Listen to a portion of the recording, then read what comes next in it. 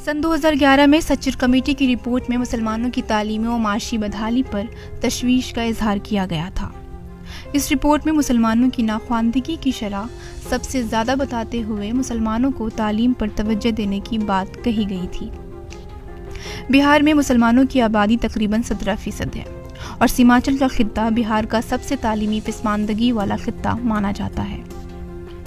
सन 2014 के पार्लिमानी इंतखाब से कबल पूरे सीमांचल में कांग्रेस रहनुमा मरहूम मौलाना इसरारुल हक काज़मी की क़यादत में किशनगंज में अलीगढ़ मुस्लिम यूनिवर्सिटी सेंटर खोलने के लिए तहरीक चलाई गई थी। उस वक्त की कांग्रेस हुकूमत ने किशनगंज में सेंटर के क़याम के लिए 136 करोड़ रुपए की मंजूरी दी थी। साथ ही रियासती हुकूमत से इसके लिए ज़मीन मुहैया कराने की बात कही थी। उस वक्त नीतीश हुकूमत ने मरकजी हुकूमत के कहने पर किशनगंज के चकला गांव में 224 एकड़ की ज़मीन फराहम भी की, लेकिन 2014 में मरकज़ में बीजेपी इक़्तिदार में आई और इसके बाद मोदी हुकूमत ने कांग्रेस हुकूमत के ज़रिया सेंटर खोलने के लिए मंजूर शुदा रकम को कभी रिलीज़ ही नहीं किया। 8 साल गुजर जाने के बाद आज भी सेंटर के लिए मुख्तस 224 एकड़ ज़मीन खाली पड़ी हुई है।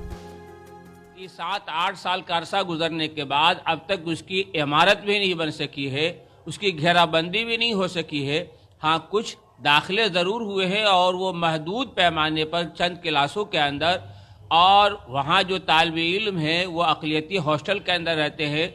नीतीश कुमार का ये ऐलान है कि हर कमिश्नरी के अंदर हम यूनिवर्सिटी कायम करेंगे, लेकिन वो कायम की हुई यूनिवर्सिटी है उस पर तवज्जो नहीं देना। इससे ये बात झलकती है कि ये ख़ास तौर पे चूँकि ये माइनॉरिटी से इसका ताल्लुक़ है, इसलिए सारी पार्टियां इसको नज़रअंदाज करती हैं। मगर अफसोस है जो इसके पहले पिछली हुकूमत थी कांग्रेस की, न उन लोगों ने बहुत ज़्यादा दिलचस्पी लिया और न ये मौजूदा हुकूमत जो है मरकज़ में उसने भी दिलचस्पी नहीं लिया है।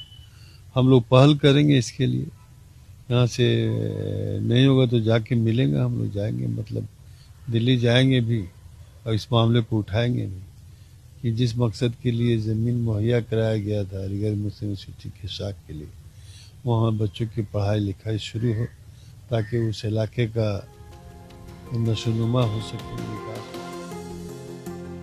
हुकूमत की बेतवज्जही की वजह से AMU किशनगंज सेंटर के तालिब इल्म आज भी उसी 2 अक़लियती हॉस्टल में रिहाइश पजीर है जिन्हें 8 साल कबल नीतीश हुकूमत ने मुहैया करवाया था। इस मामले में कांग्रेस रहनुमा ने नीतीश हुकूमत को तनकीद का निशाना बनाया और कहा कि उस वक्त की कांग्रेस हुकूमत ने रकम मंजूर किया था, लेकिन तासुब की बुनियाद पर मोदी हुकूमत सेंटर के फलाह व बहबूद के लिए रकम जारी नहीं कर रही है।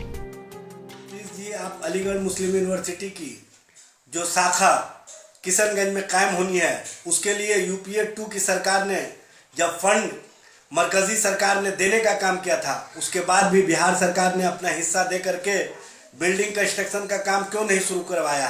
नीतीश सरकार को मजबूर किया जाएगा कि वो RSS के प्रभाव से निकले और अलीगढ़ मुस्लिम यूनिवर्सिटी शाखा को कायम करने में जो फंड मरकजी सरकार से मिला है उस फंड को इजाफी तौर पर बिहार सरकार भी दे करके जल्द से जल्द बिल्डिंग कंस्ट्रक्शन का काम शुरू करवाए। इससे उस इलाके में एजुकेशन का माहौल बने। इस मामले पर मिली तंजीमों की सरगर्मियां भी काबिले तवज्जो है। मिली मसाइल में खुद को पेश रखने वाली मुतअद्दिद मिली तंजीमों की जानिब से कभी इस सिमत में आवाज़ नहीं उठी। 2014 में यह सरकार बनी तो यह सरकार जाहिर सी बात है कि अपने नज़रिए के तहत जो कि माइनॉरिटी डेवलपमेंट में ख़ुद का ध्यान नहीं लगाती और ख़ास तौर पे तालीमी अदारे में तवज्जो क्यों देगी, ये तो जग ज़ाहिर है। तो इसलिए वो मामला खटाई में पड़ा हुआ है। हम लोग के पास जो फंड आता है तो थोड़े बहुत हम लोग अपने इलाके में मदद करवा सकते हैं और दूसरे रियासती हुकूमत से दबाव डालना चाहिए। वहीं किशनगंज में AMU सेंटर नहीं खुलने से नाराज किशनगंज कांग्रेस IT सेल के जिला सेक्रेटरी शंभू यादव ने धरने पर बैठने का ऐलान किया है। ये कहना है कि व्हाट्सएप, ट्विटर, फेसबुक में अगर लोग ऐसे करेंगे तो जैसा अभी है ये 10 साल 20 साल तक ऐसा ही रहेगा। इसके लिए मैं आगे आया हूँ, जिनको मेरे साथ जुड़ना है आप आइए, किशनगंज की जनता के लिए आप सहयोग कीजिए। अब देखना है कि AMU का किशनगंज मरकज़ मौरिज़ वजूद में आता है या उसके क़याम के तय गैर संजीदगी बरकरार रहते हुए उसे मसलसल नज़रअंदाज किया जाएगा।